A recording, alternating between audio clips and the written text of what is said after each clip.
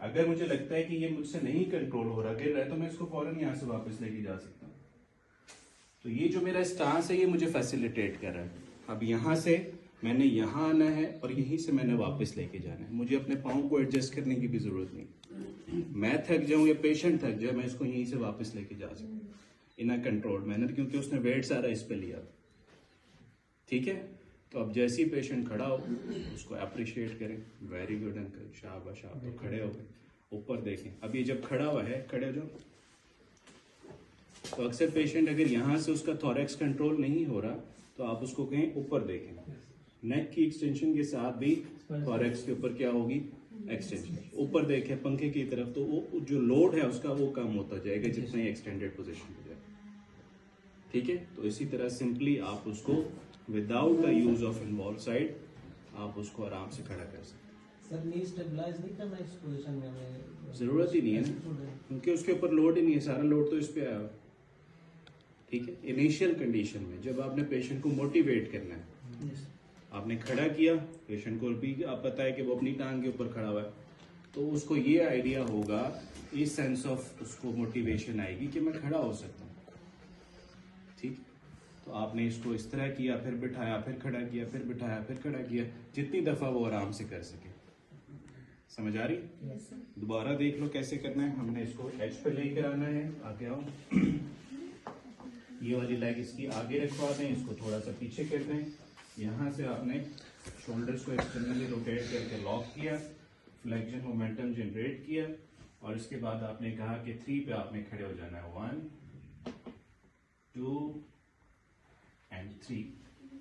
Very good. ठीक है, अब यहाँ से आपने आपको एडजस्ट करना चाहो वो भी कर सकते हो, उसको वापस बिठाना चाहो वो भी बिठा सकते हो। तो इसके जरिए आपने इसको सेंस ऑफ मोटिवेशन देना है कि खुद खड़ा हो सकते हैं। अच्छा, अब जब ये खड़ा हो गया, खड़े हो जाओ। आपने इसको पकड़ा हुआ है, अब आप क्या करेंगे कि किसी अटेंडेंट को कह सकते हैं कि इसकी ये वाली टांग पीछे कर दे।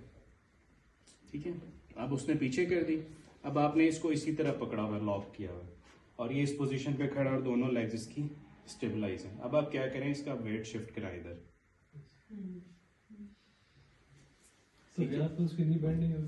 क्या होगी, अगर वेट इसका नी बेंड हो रहा है तो फिर किसी अटेंडेंट को स्टेबलाइज करो, नी इमोबिलाइजर बना दें, कुछ भी करके आप कर सकते हैं इसको, लेकिन अपनी टांगों से इसको लॉक करने की कोशिश नहीं करनी। ठीक है, ये एक मिथ है कि आप पहले अपनी टांगों से इसको पकड़ें और फिर इधर से उठाएं ताकि नी बेंड ना हो, तो आप खुद भी अनस्टेबल हैं, ऊपर से पेशेंट का सारा लोड आपने लिया हुआ है और एक टांग से आपने उसको भी कंप्रेस किया हुआ है। फिर अंकल आपके ऊपर गिर गए तो क्या होता है, अगर बिल्कुल फ्लासिड है तो होगा, तो साथ उसको बिठाएं, उसके जो भांजे भतीजे जो बहुत ज्यादा शोर मचा रहे होते हैं ना, कब ठीक होंगे कब ठीक होंगे, उसको कई तरह उसको काम कराएं।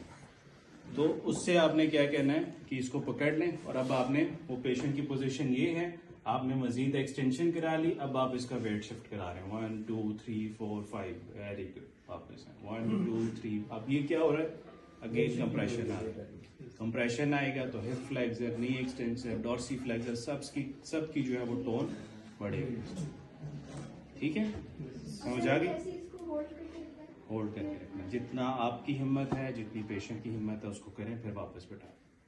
इसमें साथ बैलेंस ट्रेनिंग भी हो जाएगी, जैसे खड़ा सर बहुत सारे बैलेंस तो बात की बात है ना, पहले मोटर एक्टिविटी आएगी तो बैलेंस आएगा।